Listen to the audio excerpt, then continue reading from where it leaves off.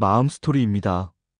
이솝우화는 아이들의 동화이면서 동시에 어른들의 인생 지혜서이기도 하지요.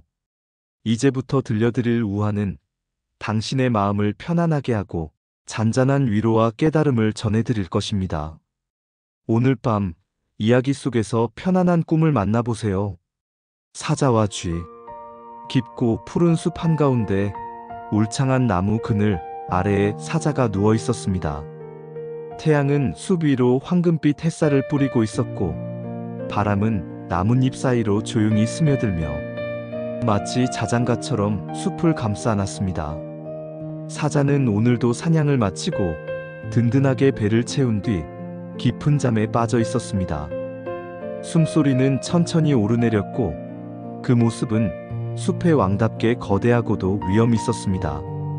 그때 어디선가 작은 발자국 소리가 다가왔습니다.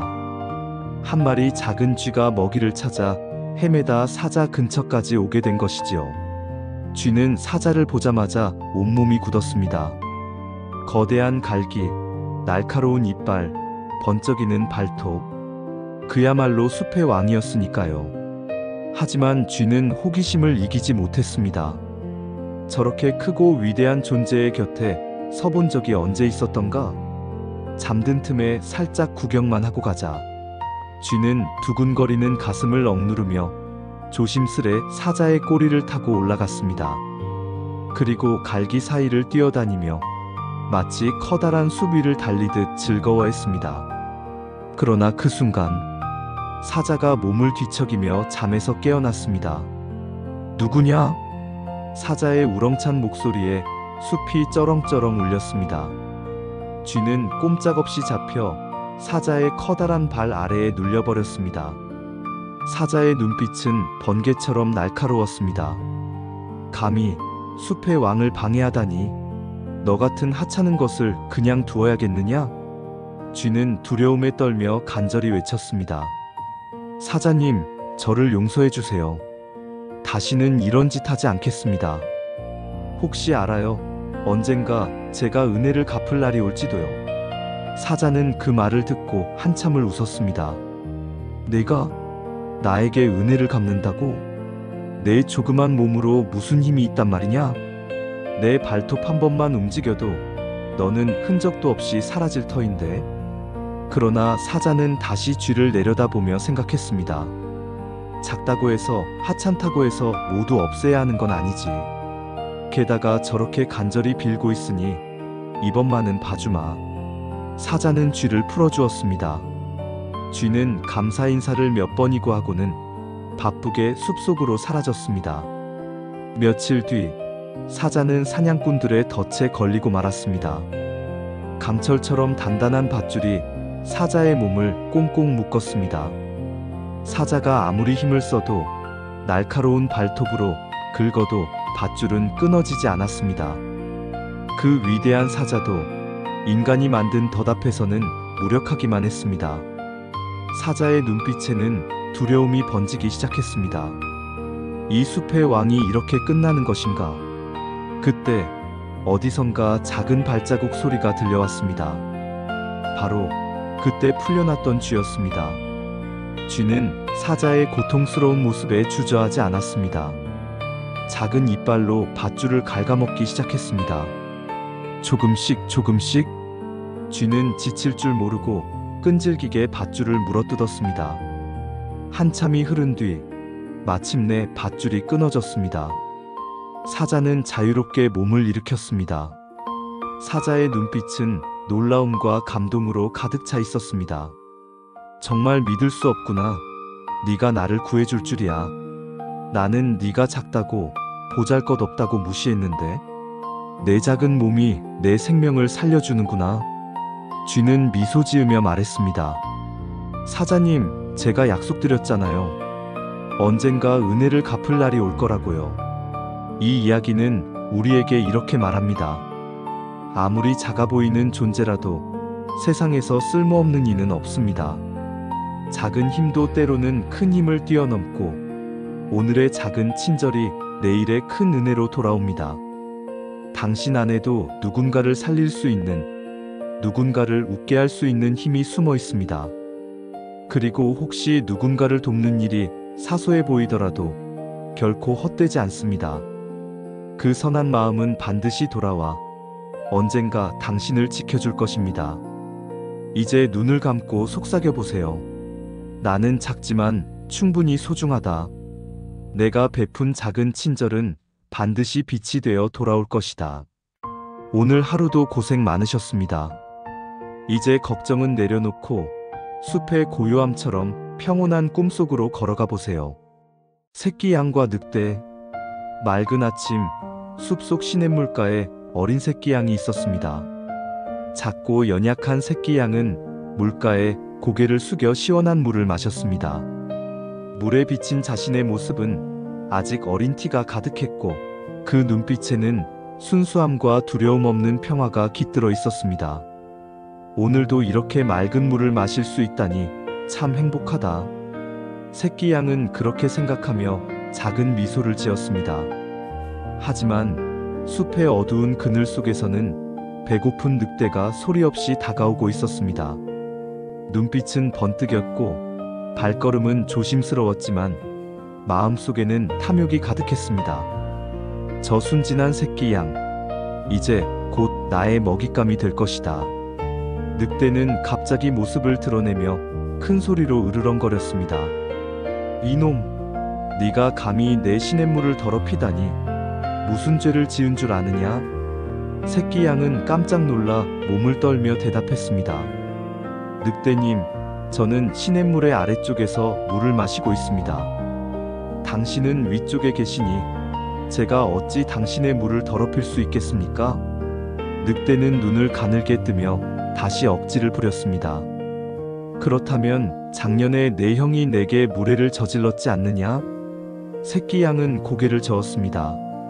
저는 올해 태어난 어린 양입니다. 작년에 무슨 일이 있었는지 저는 알 수도 없습니다. 늑대는 목소리를 높였습니다. 네가 아니면 네 아비나 어미가 내게 해를 끼쳤겠지. 네 가족 모두가 나를 괴롭혀왔다. 새끼 양은 간절히 말했습니다. 우리 가족은 그저 조용히 풀을 뜯으며 살아갈 뿐 누구에게도 해를 끼친 적이 없습니다. 하지만 늑대는 처음부터 답을 정해두고 있었습니다. 그의 눈에는 정의도 진실도 보이지 않았습니다.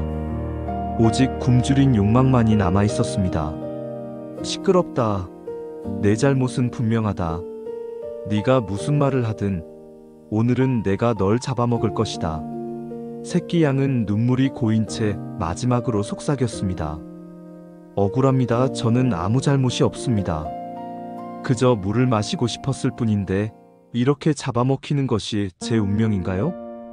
숲은 고요했지만 그 고요는 평화가 아니라 침묵의 증인이었습니다. 그리고 잠시 뒤 숲속은 새끼 양의 울음소리 대신 늑대의 날카로운 숨소리만 남았습니다. 이 우화는 현실 속에서도 종종 일어나는 부당한 장면을 비춰줍니다. 강자는 억지 이유를 만들어 약자를 억누릅니다. 약자는 아무리 진실을 말해도 들어주는 이는 없습니다. 이 이야기는 우리에게 이렇게 말합니다. 힘 앞에서 논리와 진실은 무력할 때가 있다. 그러나 또 다른 메시지도 있습니다. 그럼에도 불구하고 진실을 말하는 용기를 잃지 말라. 새끼 양은 마지막 순간까지 진실을 말했습니다. 그것은 비록 늑대를 막지는 못했지만 그의 순수함과 정의는 결코 사라지지 않았습니다. 세상은 언제나 공정하지 않습니다. 하지만 중요한 건 그 속에서 내가 어떤 사람이 되느냐입니다. 힘으로 남을 억누르기보다는 진실을 지키며 누군가의 억울함에 귀 기울이는 사람이 된다면 우리는 더 따뜻한 세상을 만들어갈 수 있을 것입니다. 토끼와 거북이. 푸른 숲속 새들이 노래하고 바람이 나뭇잎을 흔들던 평화로운 어느 날, 동물들이 모여 즐겁게 이야기를 나누고 있었습니다. 그 중에서도 가장 잘난 체를 하던 토끼가 있었습니다. 빠른 발로 숲을 가로지르며 누구보다도 자신감에 차 있었습니다. 토끼는 늘 자랑했습니다. 나보다 빨리 달릴 수 있는 동물은 없어. 숲에서는 내가 최고야. 옆에서 조용히 듣고 있던 거북이는 미소를 지었습니다. 그리고 차분히 말했습니다. 토끼야, 내 발이 빠른 건 모두가 인정하지. 하지만 꼭 너만이 이길 거라고는 할 수 없어. 토끼는 깔깔 웃으며 대답했습니다. 그래서 네가 나를 이길 수 있을 거라 생각해? 거북이야, 너는 기어가는데 하루 종일 걸리잖아. 나와 겨룬다면 넌 코웃음거리일 뿐이야. 그러자 거북이는 담담하게 말했습니다. 달리기가 꼭 빠른 자만의 것이란 법은 없어. 끝까지 포기하지 않고 나아가는 자가 진정한 승자가 될 수도 있지. 동물들은 웅성거리며 둘의 대결을 궁금해했습니다. 결국 숲의 동물들은 토끼와 거북이의 경주를 열기로 했습니다. 드디어 경주날, 시작 지점에 토끼와 거북이가 섰습니다. 여우가 심판을 맡아 외쳤습니다. 준비 시작. 토끼는 화살처럼 달려나갔습니다. 거북이는 조용히 천천히 발을 옮겼습니다. 토끼는 단숨에 거북이를 한참이나 앞질렀습니다. 뒤를 돌아본 토끼는 거북이가 아직 출발점 근처를 기어가고 있는 것을 보고는 비웃었습니다. 하하, 저 속도로는 해가 지기 전엔 결승점에도 못 오겠네. 자신만만해진 토끼는 큰 나무 그늘에 앉아 생각했습니다. 조금 쉬었다가도 충분해. 나는 이 숲에서 가장 빠른 토끼니까. 따뜻한 바람이 불고 새들의 노래가 들리자 토끼는 그만 깊은 잠에 빠져들었습니다. 그 사이 거북이는 한 걸음, 또 한 걸음. 느리고 답답해 보였지만 멈추지 않았습니다. 발걸음은 작았지만 결코 뒤돌아보지 않았습니다. 거북이의 눈에는 오직 결승점만 보였습니다. 시간이 흐르고 거북이는 조금씩 토끼와의 거리를 좁혀갔습니다. 마침내 토끼가 잠든 나무를 지나쳤습니다. 거북이는 토끼를 깨우지 않고 묵묵히 앞으로 나아갔습니다. 한참 뒤에야 토끼가 눈을 떴습니다. 하늘은 이미 저물고 있었고 결승점은 가까웠습니다. 토끼는 깜짝 놀라 정신없이 달렸습니다. 설마 거북이가? 아니야, 아직 늦지 않았어. 하지만 결승점에는 이미 거북이가 도착해 있었습니다. 거북이는 숨이 차 있었지만 눈빛은 빛나고 있었습니다. 동물들은 놀라움과 감탄 속에 외쳤습니다. 거북이가 이겼다. 토끼를 이겼어. 토끼는 고개를 떨구었습니다. 나는 너무 자만했구나. 내 능력만 믿고 끝까지 최선을 다하지 않았어. 거북이는 조용히 웃으며 말했습니다. 토끼야, 네가 빠른 건 사실이야. 하지만 승부는 마지막까지 포기하지 않는 자의 것이지. 승부는 순간의 속도가 아니라 끝까지 가려는 의지가 결정하는 거야. 이 우화는 단순히 느려도 괜찮다는 말이 아닙니다. 자만은 가장 큰 적이며 꾸준함은 가장 큰 무기라는 사실을 알려줍니다. 삶에서도 마찬가지입니다. 누군가는 나보다 앞서 달리는 것처럼 보일지라도 나는 나의 속도로 한 걸음씩 나아가면 됩니다. 작아 보이는 발걸음이 모여 결국에는 목적지에 도달하게 됩니다. 거북이처럼 묵묵히 천천히라도 계속 걸어가세요. 그 길 끝에는 반드시 당신이 도착할 수 있는 결승점이 기다리고 있을 테니까요. 오늘 하루도 충분히 잘하셨습니다. 당신의 길은 아직도 계속 이어져 있으니까요. 개미와 배짱이. 푸른 여름, 햇살이 숲을 환하게 비추고 있었습니다. 풀잎 위에는 이슬이 반짝였고 숲속에는 새들의 노래가 가득했습니다. 이 숲속에 작은 개미 한 마리가 있었습니다. 개미는 하루 종일 부지런히 움직였습니다. 햇볕이 뜨거워도 땀이 흘러내려도 개미는 멈추지 않았습니다. 풀잎을 오르고 씨앗을 나르고 한 알 한 알 겨울을 준비하며 차곡차곡 모아두었습니다. 그 옆에서 배짱이는 풀잎에 누워 바이올린을 켜고 있었습니다. 맑은 현의 소리가 숲을 울리고 바람은 그 음악을 멀리 실어갔습니다. 배짱이는 즐겁게 노래하며 말했습니다.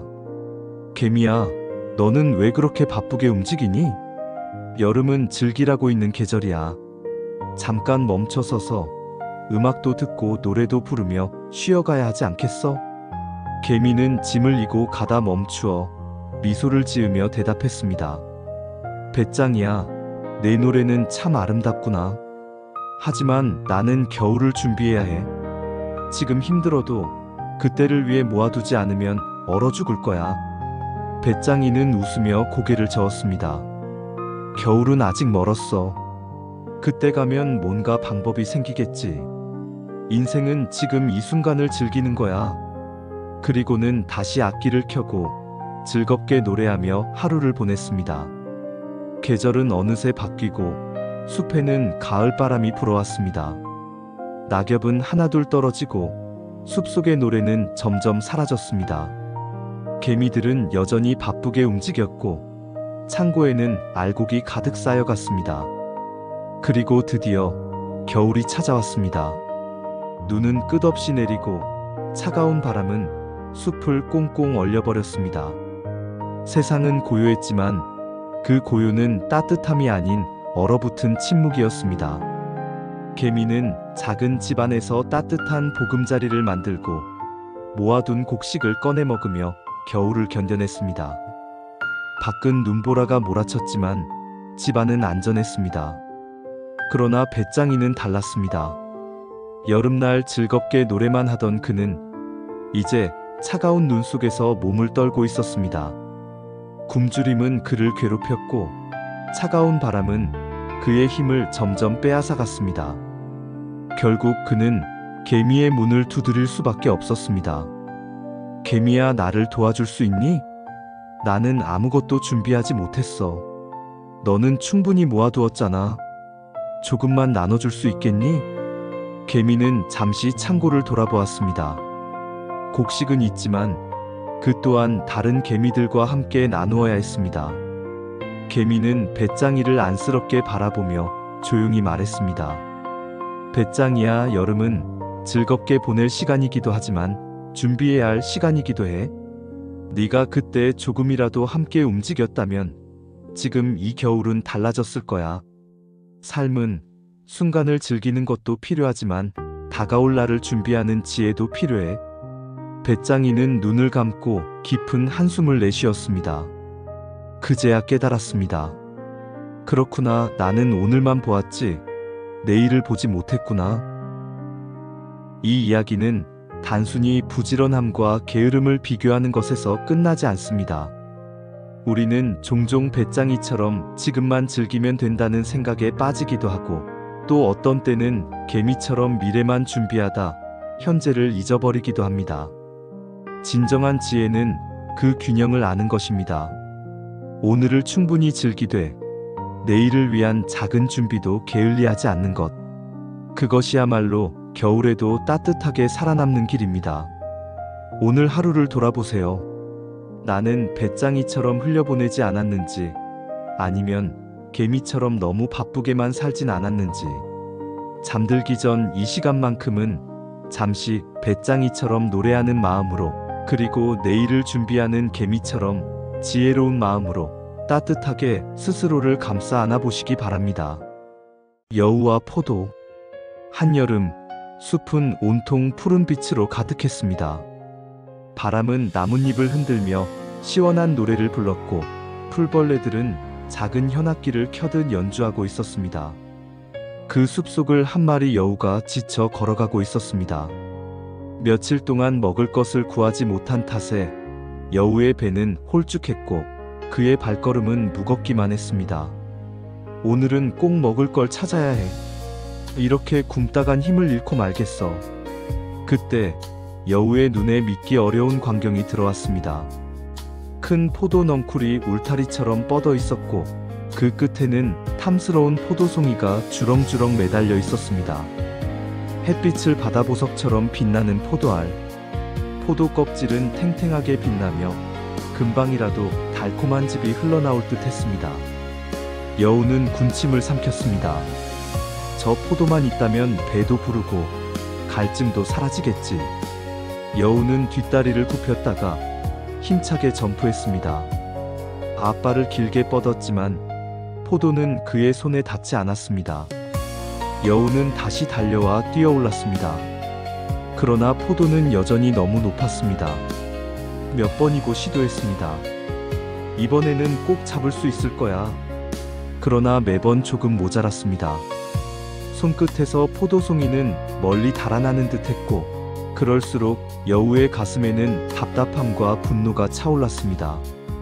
마지막으로 크게 힘을 내어 뛰어올랐지만 이번에도 여우는 땅에 굴러 떨어지고 말았습니다. 숨은 거칠어지고 다리는 후들거렸습니다. 여우는 한참 동안 땅에 누워 헐떡이며 포도를 올려다보았습니다. 포도는 여전히 가지 끝에서 햇빛을 받아 반짝이고 있었습니다. 손에 닿을 듯, 그러나 닿지 않는 곳에서 말입니다. 여우는 포도를 바라보다가 이내 자리에서 일어섰습니다. 그리고 포도송이를 향해 콧방귀를 뀌며 말했습니다. 저 포도는 틀림없이 시고 맛없을 거야. 나 같은 여우가 먹을 만한 게 아니지. 저런 건 굳이 필요 없어. 여우는 큰 소리로 중얼거리며 숲속으로 발걸음을 옮겼습니다. 뒤돌아보지 않는 척했지만 마음속에는 여전히 아쉬움이 남아 있었습니다. 그러나 그는 애써 그 감정을 덮었습니다. 우리는 종종 여우처럼 살아갑니다. 간절히 원했지만 이루지 못했을 때 우리는 스스로를 위로합니다. 어차피 별로였어. 굳이 내가 가질 필요는 없어. 이것이 바로 여우와 포도 심리입니다. 심리학에서는 인지 부조화라고 부르지요. 가지지 못하는 것 앞에서 마음이 불편하지 않도록 스스로 이유를 만들어내는 것입니다. 하지만 이 이야기를 다른 시각으로 본다면 여우는 단지 포도를 얻지 못한 게 아니라 자신에게 솔직하지 못했던 것입니다. 삶에서 우리는 수많은 높이 달린 포도를 마주합니다. 손에 닿지 않는 꿈, 쉽게 얻기 어려운 기회, 이루기 힘든 관계. 그럴 때 우리는 선택해야 합니다. 계속 도전할 것인가, 아니면 시다라고 말하며 돌아설 것인가? 때로는 합리화가 우리를 위로하지만 진짜 용기는 실패를 인정하고 새로운 방법을 찾는 데 있습니다. 돌을 쌓아 올라가거나 시간을 두고 다시 도전하거나 또는 다른 길을 찾아 나서는 것이지요. 포도가 정말 씨였는지 달콤했는지는 잡아본 사람만이 알 수 있습니다. 까마귀와 물병. 여름의 한낮, 햇볕은 대지를 뜨겁게 달구고 있었습니다. 풀잎은 시들어 있었고 나무 그림자조차 짧게 줄어들어 숨을 쉬는 것조차 버겁게 느껴지는 날이었습니다.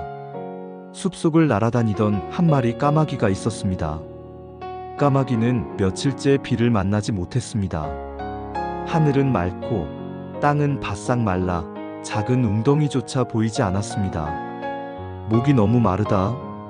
이대로라면 힘이 다 빠져서 날지도 못하겠어.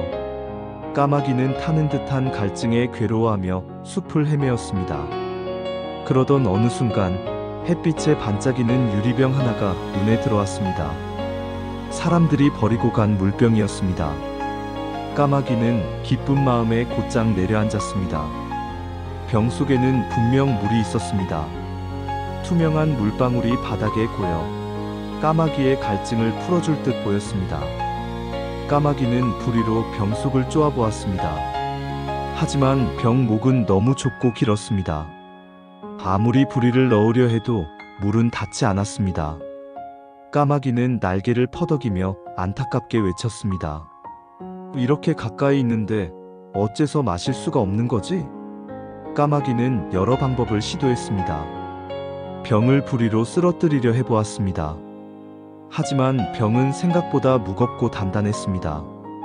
까마귀는 지쳐 포기하고 싶었습니다. 태양은 여전히 머리 위에서 이글거리고 목은 바짝 타 들어가듯 말라갔습니다.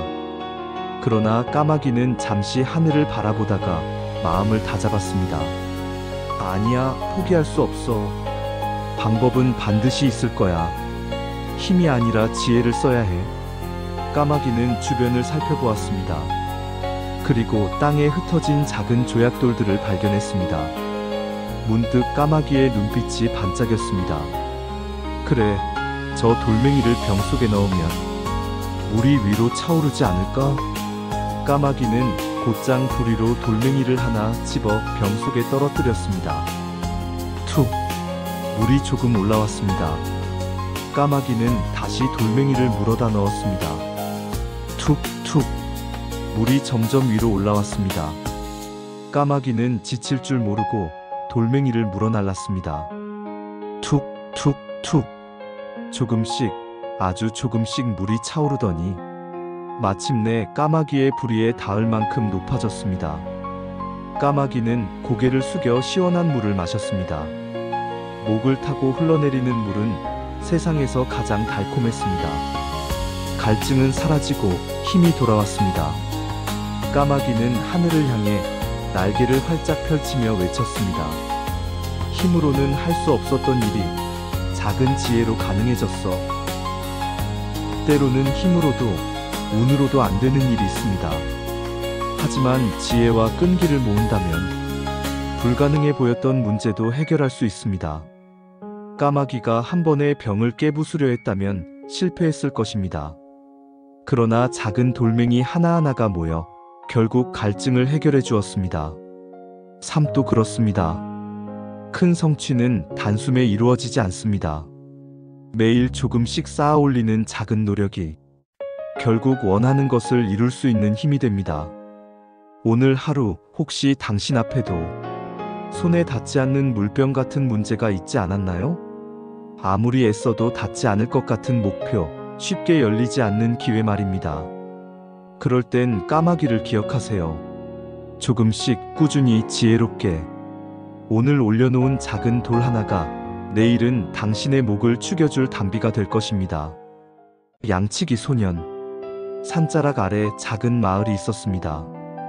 마을 사람들은 늘 바쁘게 하루를 살아갔지만 저녁이면 모닥불 옆에 모여 서로의 안부를 나누곤 했습니다.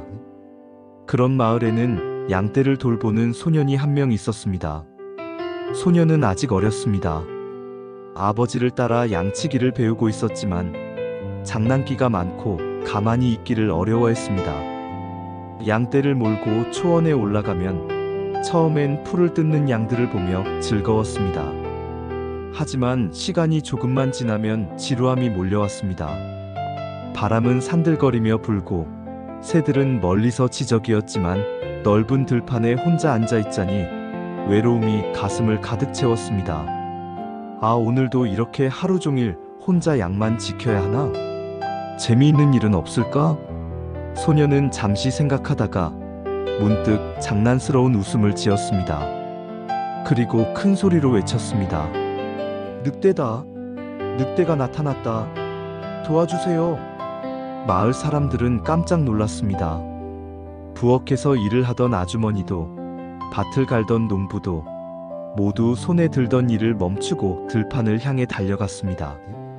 삽과 몽둥이를 들고 허겁지겁 달려와 보니 양들은 평화롭게 풀을 뜯고 있었습니다. 소년은 배꼽을 잡고 웃었습니다. 하하, 정말 속으셨군요. 여러분이 뛰어오는 모습이 어찌나 우습던지요. 마을 사람들은 화가 났습니다. 얘야, 이런 장난을 치면 안 된다. 늑대가 진짜 나타나면 누가 널 믿겠니? 하지만 소년은 장난이 그저 재미있을 뿐이었습니다. 그날 밤 소년은 친구들에게 자랑했습니다. 오늘 내가 마을 사람들을 다 속였어. 모두 나 때문에 뛰어왔지. 며칠 뒤 다시 초원에 오른 소년은 또다시 지루함을 느꼈습니다. 이번에는 더 크게, 더 간절한 목소리로 외쳤습니다. 늑대다. 늑대가 나타났다. 어서 도와주세요. 마을 사람들은 한 번 더 믿어보자 하며 또다시 달려왔습니다. 혹시 이번엔 정말일지도 몰라. 하지만 양들은 여전히 초원에서 풀을 뜯고 있었고 늑대는 그림자조차 없었습니다. 소년은 땅바닥을 굴러다니며 깔깔 웃었습니다. 하하, 여러분 얼굴이 정말 볼만했어요. 마을 사람들은 분노와 실망이 뒤섞인 눈빛으로 소년을 바라봤습니다. 얘야, 이제 네 말은 믿을 수가 없구나. 거짓말은 신뢰를 무너뜨리는 법이다. 그러나 소년은 여전히 그 말의 무게를 알지 못했습니다. 얼마 후 구름이 낮게 깔린 흐린 날, 숲속에서 낯선 울음소리가 들려왔습니다. 바로 늑대무리였습니다. 날카로운 이빨과 번뜩이는 눈빛을 가진 늑대들이 초원으로 슬그머니 다가왔습니다. 양들은 겁에 질려 울부짖으며 흩어졌습니다. 소년은 온몸이 얼어붙는 듯한 두려움에 사로잡혔습니다. 그리고 있는 힘껏 외쳤습니다. 늑대다. 늑대가 나타났다. 제발 도와주세요. 이번엔 정말이에요. 마을 사람들은 그의 목소리를 들었습니다. 하지만 서로 눈치를 보며 고개를 저었습니다. 또 거짓말일 거야. 괜히 나갔다가 허탕만 치겠지. 이젠 저 아이의 말은 믿을 수 없어. 아무도 오지 않았습니다. 소년은 목이 쉬어라 외쳤습니다. 제발요. 늑대가 양들을 잡아먹고 있어요. 믿어주세요. 그러나 마을은 고요했고 도움의 손길은 나타나지 않았습니다. 늑대들은 양떼를 차례로 물어갔습니다. 소년은 돌을 던져보았지만 작은 힘으로는 아무 소용이 없었습니다. 그는 결국 무릎을 꿇고 흐느끼며 울었습니다. 해가 저물고 별빛이 내려앉자 소년은 빈 들판에 앉아 있었습니다. 양들은 거의 사라졌고 초원은 쓸쓸했습니다. 소년은 눈물을 닦으며 혼잣말했습니다. 내가 왜 그렇게 했을까? 잠깐의 장난이 즐겁다고 생각했지만 그 대가로 나는 소중한 양들을 잃었고 사람들의 믿음마저 잃어버렸구나. 이 이야기는 우리에게 이렇게 말합니다. 거짓은 작은 웃음을 줄지 모르지만 한번 무너진 신뢰는 다시 쌓기 어렵습니다. 신뢰란 눈에 보이지 않지만 그 어떤 금은보화보다 소중한 자산입니다. 사람과 사람 사이를 이어주는 다리이며 세상을 따뜻하게 만드는 힘입니다. 지금 자기 자신에게 물어보세요. 나는 오늘 누군가와의 대화에서 진실했는가? 혹시 가볍게 내뱉은 한마디가 누군가의 마음을 무너뜨리진 않았는가? 신뢰는 작은 말 한마디에서 시작됩니다. 그리고 그 신뢰는 언젠가 내 삶을 지켜줄 든든한 방패가 될 것입니다. 새와 사냥꾼. 넓은 숲속, 아침 햇살이 나뭇잎 사이로 스며들며 숲을 황금빛으로 물들였습니다. 새들은 가지 위에서 노래하며 하루를 맞이했습니다. 꾀꼬리는 맑고 청아한 노래를 부르고 비둘기는 평화롭게 울었으며 작은 참새들까지도 힘차게 지저귀었습니다. 그 순간 숲은 마치 하나의 합창단처럼 울려 퍼졌습니다. 자유롭게 하늘을 나는 새들은 세상에서 가장 행복한 존재처럼 보였습니다. 하지만 그 숲 가장자리에는 조용히 덫을 놓는 사냥꾼이 있었습니다. 그는 새들의 노래를 들으며 중얼거렸습니다. 저 새들의 노랫소리는 아름답지만 내게 필요한 건 노래가 아니지. 저들의 고기, 저들의 깃털, 그게 내 손에 들어와야 한다. 사냥꾼은 씨앗과 곡식을 뿌려놓고 덫을 교묘히 설치했습니다. 그리고 나무 그늘에 몸을 숨기고 기다렸습니다. 잠시 뒤 한 무리의 새들이 덫 근처로 날아왔습니다. 그들은 씨앗을 보고 기뻐하며 내려앉았습니다. 이렇게 좋은 먹이가 여기에 있구나. 오늘은 운이 참 좋네. 새들은 경계심을 잊고 곡식을 쪼아먹기 시작했습니다. 그러나 순간 덫이 퍽하고 닫히며 새들을 가두어 버렸습니다. 놀란 새들은 날갯짓을 했지만 이미 늦었습니다. 사냥꾼은 미소 지으며 다가왔습니다. 좋아, 오늘은 수확이 크겠군. 그때 덫에 갇힌 새들 중 한 마리가 사냥꾼을 향해 말했습니다. 사냥꾼이여, 왜 우리를 잡으려 하십니까? 우리는 당신을 해친 적이 없습니다. 우리는 단지 노래하며 숲을 아름답게 하는 존재일 뿐인데요. 사냥꾼은 비웃듯 대답했습니다. 너희의 노래는 내 배를 채워주지 못한다. 나는 너희 고기가 필요하다. 너희 깃털이 필요하다. 내게 이득이 되지 않는다면 너희 존재에는 가치가 없다. 새들은 슬프게 서로를 바라보았습니다. 그들은 자유를 잃었고 하늘을 나는 기쁨도 빼앗겼습니다. 그러나 바로 그 순간 덫의 끈이 풀리며 작은 틈이 생겼습니다. 새들은 힘을 모아 동시에 날갯짓을 했습니다. 덫은 그들의 힘을 막지 못하고 마침내 열렸습니다. 새들은 하늘로 날아올라 숲 위를 가르며 외쳤습니다. 우리의 가치는 고기나 깃털이 아니라 자유 속에 있음을 잊지 마라. 사냥꾼은 땅에 주저앉아 허탈하게 덫을 바라보았습니다. 아무것도 얻지 못한 채 숲은 다시 새들의 노래로 가득 차올랐습니다. 사냥꾼은 새들의 노래와 자유로움이 주는 가치를 보지 못했습니다. 그는 오직 눈앞의 이익만을 쫓았고 결국 아무것도 얻지 못했습니다. 삶에서도 우리는 종종 사냥꾼처럼 굴곤 합니다.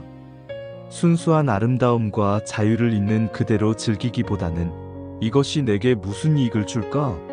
라는 계산만 하게 되지요. 그러나 진정한 가치는 돈이나 물질에만 있는 것이 아닙니다. 작은 새의 노래에도 자유롭게 날아가는 모습에도 삶을 풍요롭게 하는 의미가 담겨 있습니다. 혹시 나는 사냥꾼처럼 눈앞의 이익만을 좇으며 진짜 소중한 것을 놓치고 있지는 않았나요? 삶은 계산으로만 채워지지 않습니다. 때로는 새들의 노래처럼 자유로운 순간 자체가 가장 큰 선물입니다. 내일은 조금 더 여유롭게 하늘을 바라보고 삶의 작은 노래에도 귀 기울여 보세요. 까마귀와 새들. 숲속에서는 특별한 행사가 열렸습니다. 숲의 새들이 모두 모여 새들의 왕을 뽑는 날이었던 것입니다. 아침 햇살이 나무 사이로 스며들자 숲은 마치 축제처럼 떠들썩했습니다. 공작은 찬란한 꼬리깃을 활짝 펼쳐 햇빛을 받아내며 자랑했습니다. 내 깃털은 보석처럼 빛나지. 나야말로 왕이 될 자격이 있지 않겠나? 앵무새는 화려한 색의 날개를 펼치고 사람의 말을 흉내내며 노래했습니다. 나는 지혜롭고 재치 있다네. 내가 왕이 되면 모두를 즐겁게 할 수 있지. 꾀꼬리는 고운 목소리로 노래했습니다. 아름다운 노랫소리로 숲을 가득 채울 내가 왕이 되어야 하지 않을까? 숲속은 마치 연회장 같았습니다. 새들은 저마다 자신을 뽐내며 경쟁하고 있었습니다. 그때 구석에 숨어있던 까마귀는 조용히 그 모습을 지켜보고 있었습니다. 까마귀는 검은 깃털 하나뿐, 화려함이라고는 찾아볼 수 없는 새였습니다. 그는 속으로 중얼거렸습니다. 저 새들에 비하면 나는 너무 초라하구나. 하지만 나도 왕이 되고 싶다. 어떻게 하면 나를 눈부시게 보이게 만들 수 있을까? 잠시 고민하던 까마귀는 땅바닥에 떨어진 깃털 하나를 발견했습니다. 공작의 꼬리깃, 앵무새의 날개깃, 꾀꼬리의 가느다란 깃털까지 여기저기 흩어진 깃털을 모아 자기 몸에 하나씩 꽂기 시작했습니다. 순식간에 까마귀는 완전히 달라진 모습이 되었습니다. 검은 몸 위에 파란색, 노란색, 붉은색 깃털이 뒤섞여 멀리서 보면 마치 새 종족처럼 화려했습니다. 까마귀는 자신감을 얻어 새들 앞에 나섰습니다. 그리고 큰 소리로 외쳤습니다. 보라, 나는 이 숲에서 가장 아름다운 새다. 내 몸은 모든 색으로 빛나고 내 모습은 그 누구보다 눈부시다. 그러니 내가 새들의 왕이 되는 것이 마땅하지 않겠는가? 순간 숲은 술렁거렸습니다. 다른 새들은 놀라 눈을 크게 떴습니다. 저런 새가 있었던가? 저렇게 화려한 모습이라니. 까마귀는 뿌듯했습니다. 이제 모두가 나를 우러러 볼 것이다. 드디어 나도 인정받는 거야. 하지만 오래가지 않았습니다. 눈치 빠른 한 새가 소리쳤습니다. 잠깐, 저 깃털을 잘 보아라. 저건 우리의 깃털이 아니냐? 다른 새들이 가까이 다가와 까마귀의 몸을 유심히 바라보았습니다. 그리고 곧 사실을 알아차렸습니다. 저건 공작의 깃털. 저건 내 것이야. 내가 아까 잃어버린 깃털이지. 저 까마귀가 우리 깃털을 훔쳐 몸에 꽂은 거야. 새들은 화가 나 까마귀의 몸에 꽂힌 깃털을 하나씩 쪼아 뽑기 시작했습니다. 화려하게 치장했던 깃털들이 하나둘 빠져나가자 남은 것은 본래의 검은 몸뿐이었습니다. 숲속은 조용해졌습니다. 새들은 비웃듯 말했습니다. 네 모습은 가짜였구나. 남의 것을 빌려 꾸며도 결국 내 본 모습은 변하지 않아. 까마귀는 고개를 떨군 채 그 자리를 떠났습니다. 아까까지만 해도 당당했던 발걸음은 이제는 부끄럽고 무거운 발걸음이 되어 숲속 어둠 속으로 사라졌습니다.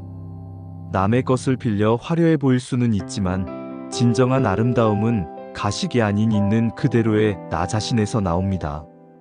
까마귀는 자기 깃털이 검다하여 부끄러워했습니다. 그러나 그는 몰랐습니다. 검은 깃털도 빛을 받으면 은은한 광택을 내며 하늘을 날 때 누구보다 자유로운 아름다움을 보여준다는 것을. 삶에서도 우리는 종종 까마귀처럼 보입니다. 남과 비교하며 스스로를 초라하게 여기고 남의 것을 덧붙여야만 가치 있어 보인다고 착각합니다. 하지만 진정한 힘과 아름다움은 있는 그대로의 나를 받아들이는 순간에 피어납니다. 혹시 나는 남의 빛나는 깃털에만 눈이 멀어 내 안의 가치를 잊고 있지는 않았나요? 남을 흉내내는 순간 나는 더 이상 나 자신일 수 없습니다. 부족해 보여도 때로는 투박해 보여도 있는 그대로의 나를 존중할 때 비로소 세상은 내 고유한 아름다움을 알아보기 시작합니다. 갈대와 참나무. 넓은 강가에는 오랫동안 자리를 지켜온 커다란 참나무 한 그루가 서 있었습니다.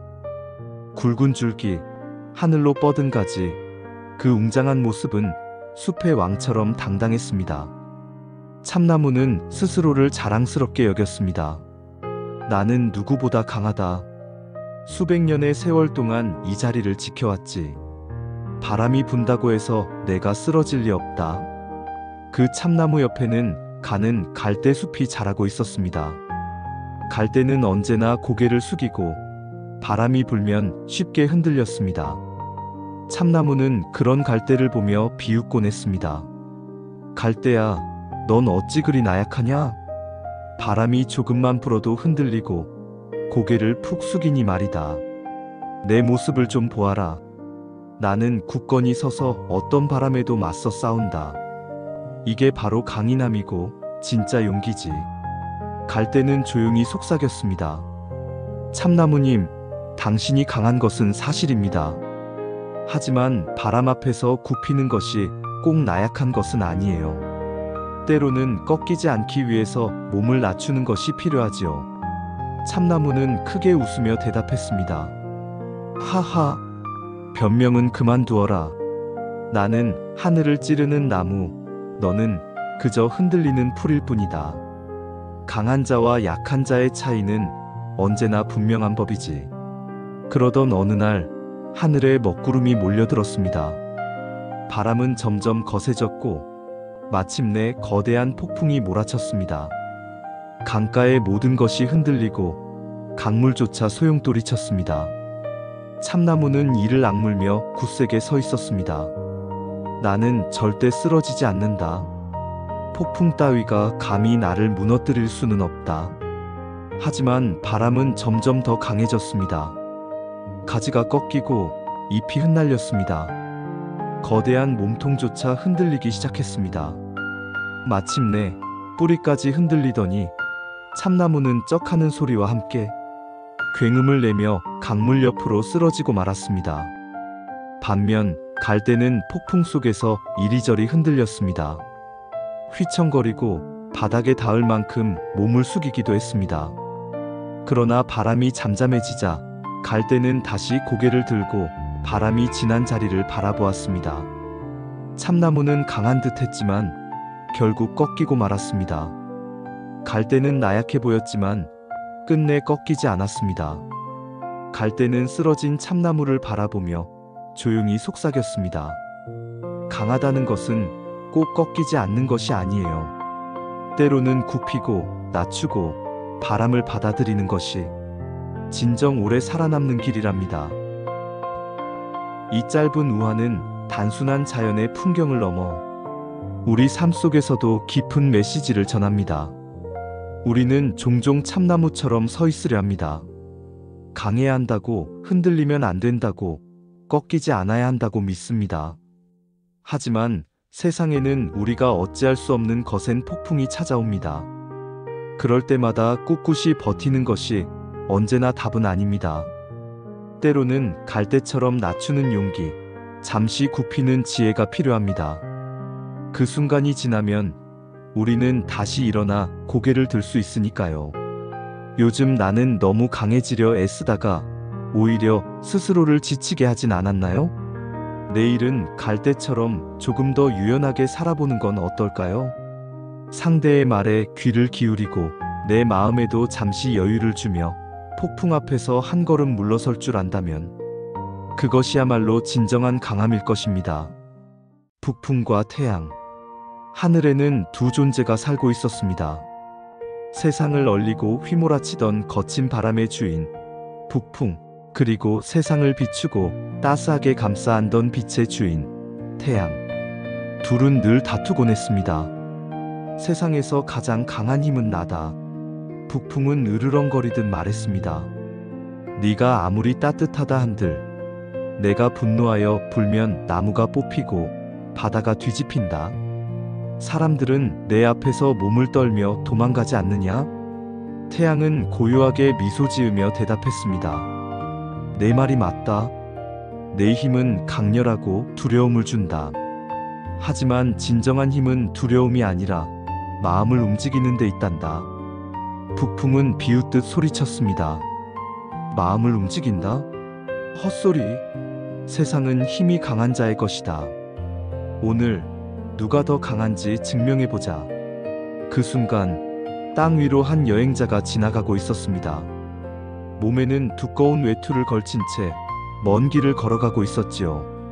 북풍이 눈을 번쩍이며 외쳤습니다. 좋다. 저 여행자의 외투를 벗게 만드는 시험을 하자. 누가 먼저 저 외투를 벗기면 승자는 분명해질 것이다. 태양은 잔잔히 고개를 끄덕였습니다. 좋다. 하지만 결과는 이미 정해져 있는 듯하구나. 먼저 북풍이 나섰습니다. 그는 폐부 깊숙이 힘을 모아 세차게 내뿜었습니다. 휘잉! 순식간에 돌풍이 몰아쳤습니다. 나무는 몸부림치듯 흔들리고 흙먼지는 하늘로 치솟았습니다. 여행자는 놀라며 외쳤습니다. 춥다. 이 바람 때문에 몸이 얼어붙겠네. 그리고는 외투 자락을 더욱 단단히 움켜쥐었습니다. 북풍은 더 크게, 더 세차게 불었습니다. 휘잉! 그러나 바람이 거세질수록 여행자는 오히려 몸을 웅크리고 외투를 꽉 여몄습니다. 북풍은 점점 지쳐갔습니다. 어찌된 일이지? 나는 저토록 강하게 불었는데 그자는 외투를 벗기는커녕 더 단단히 여미고 있지 않은가? 드디어 태양이 나섰습니다. 태양은 북풍처럼 요란하게 나서지 않았습니다. 그저 부드럽게 미소 지으며 따스한 빛을 내려주었습니다. 처음에는 살짝 포근한 햇살이 여행자의 어깨를 감쌌습니다. 얼었던 손끝이 서서히 풀리기 시작했습니다. 여행자는 고개를 들어 하늘을 바라보며 중얼거렸습니다. 아, 따뜻하구나. 이 햇살은 마치 어머니 품 같은 느낌이야. 태양은 조금 더 밝게 빛을 비추었습니다. 빛은 여행자의 등을 감싸 안았고 차갑게 굳어있던 마음까지 녹여주었습니다. 여행자는 걸음을 멈추고 외투의 단추를 하나 풀었습니다. 조금 더 걸으니 땀이 맺히며 몸이 후끈해졌습니다. 결국 그는 외투를 벗어 어깨에 걸치고 가벼운 발걸음으로 노래를 부르며 길을 걸어갔습니다. 태양은 그 모습을 바라보며 고요히 속삭였습니다. 보았느냐, 북풍아? 강한 힘으로 억누르면 사람은 더 움켜쥐지만 따뜻함과 부드러움은 스스로 마음을 열게 한단다. 북풍은 아무 말도 하지 못했습니다. 그는 처음으로 깨달았습니다. 진정한 힘은 두려움을 주는 것이 아니라 사람의 마음을 움직이는 것이구나. 이 이야기는 우리의 삶 속에서도 자주 일어납니다. 누군가를 설득할 때 억지로 강하게 누르려 하면 오히려 반발심이 생깁니다. 하지만 따뜻하게 다가가면 상대는 스스로 마음을 열게 됩니다. 가족과의 관계, 친구와의 대화, 혹은 스스로와의 싸움에서도 마찬가지입니다. 내 마음을 억지로 다잡으려 하기보다 따뜻하게 보듬어 줄 때 오히려 더 큰 변화를 만날 수 있습니다. 혹시 나는 누군가에게 너무 북풍처럼 강하게만 대하지 않았나요? 혹은 내 스스로에게조차 너무 차갑게 몰아붙이진 않았나요? 내일은 조금 더 태양처럼 살아보는 건 어떨까요? 따뜻하게 웃고 부드럽게 말하고 스스로에게도 작은 햇살을 선물한다면 당신의 하루는 훨씬 더 빛날 것입니다.